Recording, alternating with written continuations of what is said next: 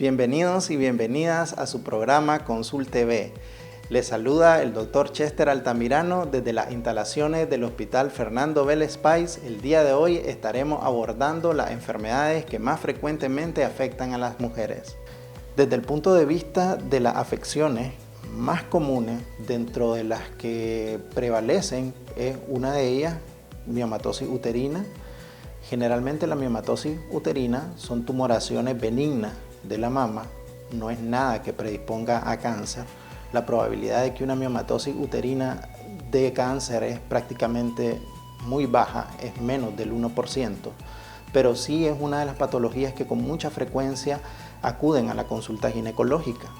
Dentro de los síntomas así que más frecuentemente aquejan a las mujeres está el sangrado, y el sangrado puede ser tan importante de que pueden pasar con su ciclo o con hemorragia, como las mismas pacientes nos lo refieren, hasta por 15 días, 3 semanas.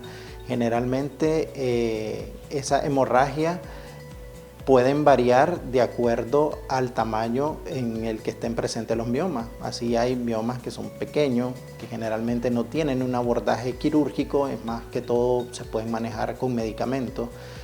Igualmente hay miomas de medianos elementos que nos permiten manejarlo de la misma manera médicamente. Sin embargo, en esos puede haber un fracaso en el tratamiento médico, en el tratamiento hormonal, y en ese caso pues considerar la parte quirúrgica.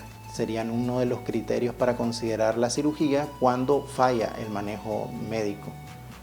Y los miomas, cuando son grandes, una miomatosis de grandes elementos, son miomas que abarcan una muy buena porción del útero, inclusive pueden llegar a medir hasta más o menos una matriz cerca de la cicatriz umbilical, simulando un embarazo, más o menos embarazos de hasta 5 o 9 meses inclusive.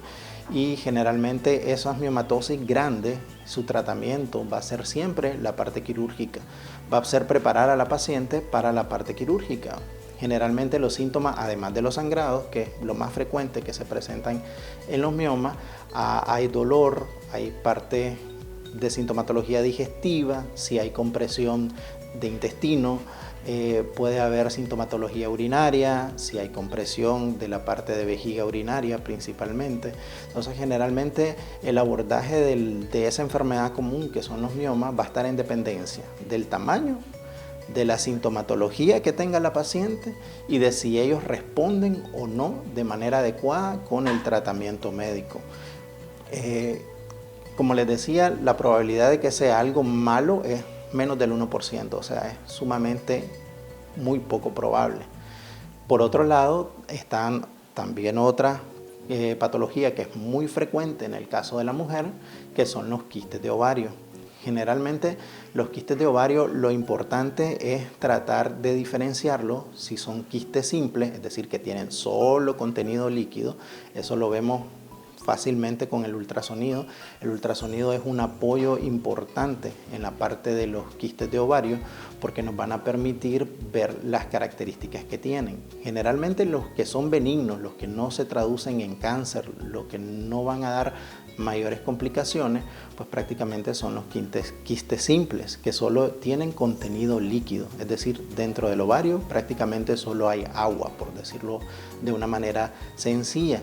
Generalmente esos quistes pueden variar en tamaño igual, y dependiendo del tamaño, así es el abordaje que se le da al mismo. Generalmente todo quiste que es mayor de 8 centímetros se debe considerar siempre la parte quirúrgica.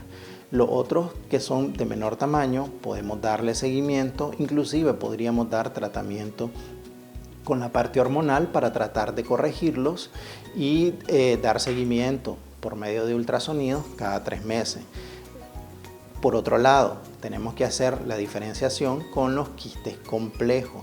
Cuando el ultrasonido nos reporta quistes complejos, generalmente debemos siempre descartar que no tengan algún origen de malignidad o de cáncer. Siempre en la parte ginecológica, como en buena parte de la medicina, uno siempre trata de descartar el cáncer, pues que es lo peor porque obviamente puede llevar a la muerte a las pacientes.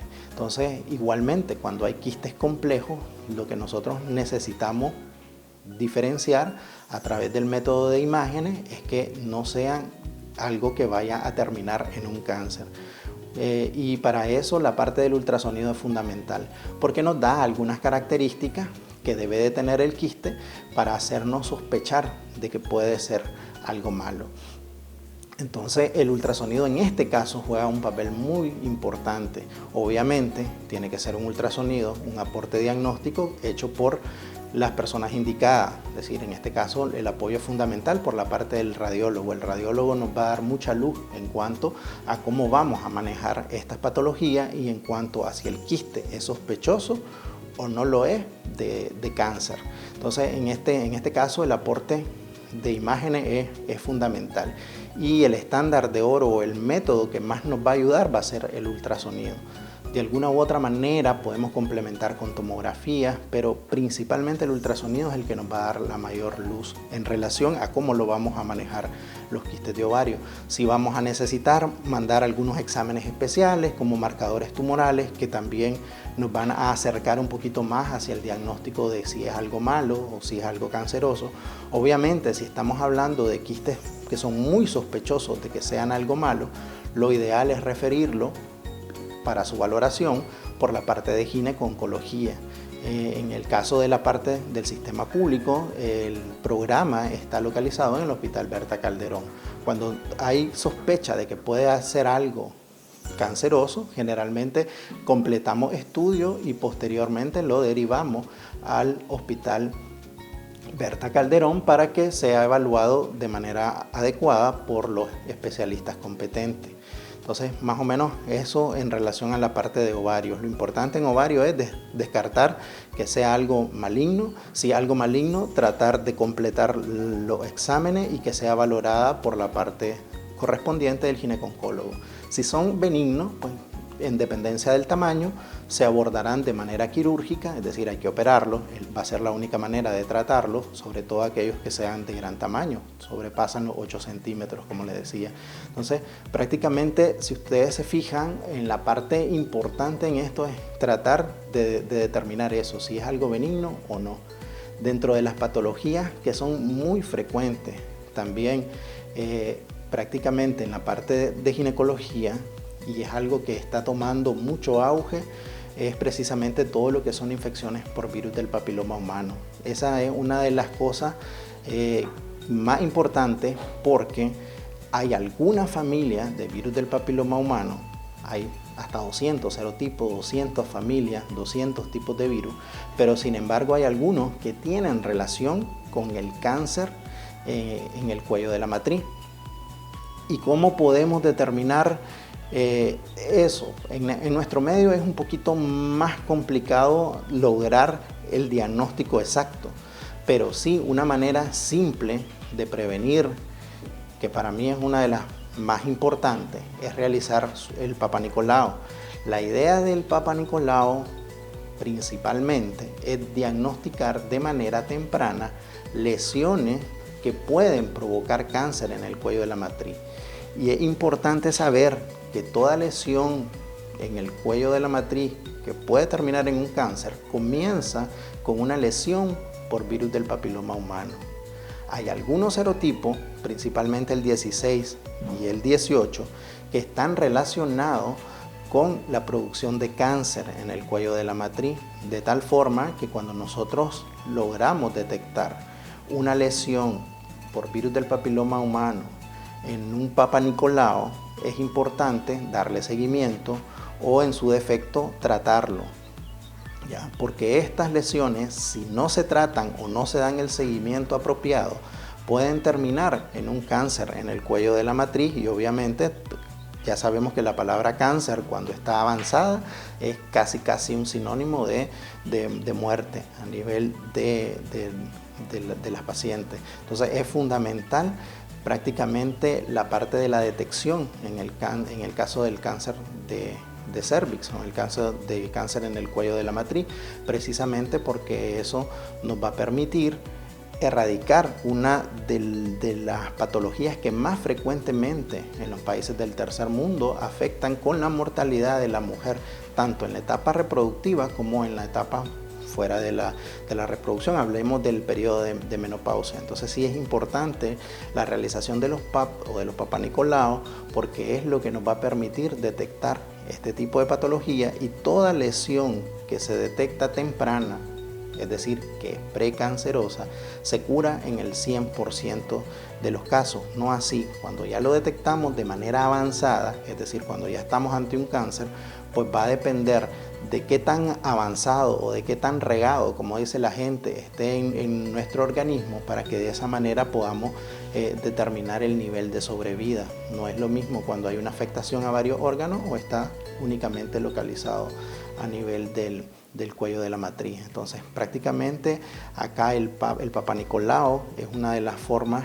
que podemos detectar este tipo de patologías que, si no se tratan adecuadamente, como les decía, pueden llegar a producir inclusive cáncer, que va a ser sinónimo de muerte en las pacientes en etapas más avanzadas.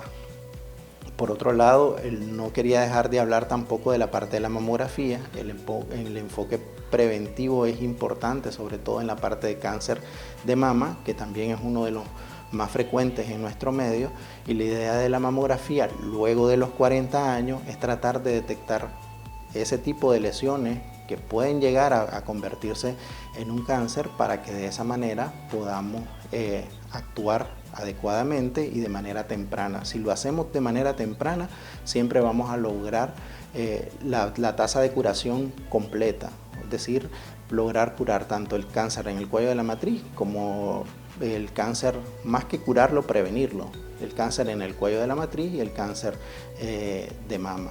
Entonces es importante en la parte médica eso, el enfoque preventivo, y tratar de buscar cómo adelantarnos ante estas patologías que sí pueden causar la muerte a nuestras pacientes. Una vez que hemos hablado prácticamente de las enfermedades que más frecuentemente pueden afectar a las mujeres, pues yo creo que lo más importante, y es lo que hemos tratado de hacer énfasis, es en la parte del enfoque preventivo.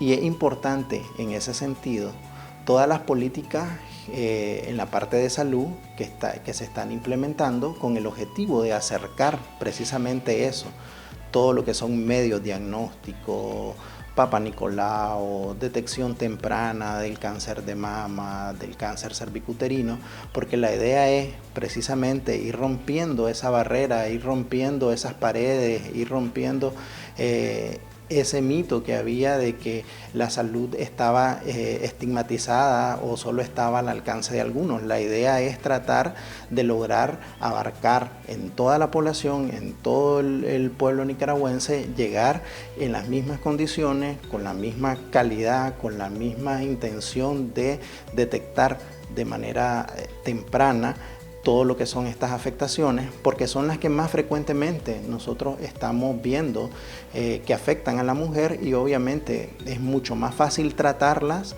cuando las detectamos de manera temprana. Hay menos complicaciones, es mucho más fácil tratarla, y es mucho mejor el pronóstico que podemos nosotros alcanzar para nuestras pacientes. Entonces sí, todo esto es con el objetivo de tratar de acercarnos lo más que se puede a la población y tratar, como les decía, romper la barrera y que se logre el principio universal de la salud, y sobre todo garantizando eso, la gratuidad de los servicios, y que todo esté a disposición de nuestras mujeres, porque al fin y al cabo en la parte nuestra de ginecología pues son la razón de ser de nuestra especialidad, y obviamente son un pilar fundamental en el desarrollo tanto económico como social de nuestro país.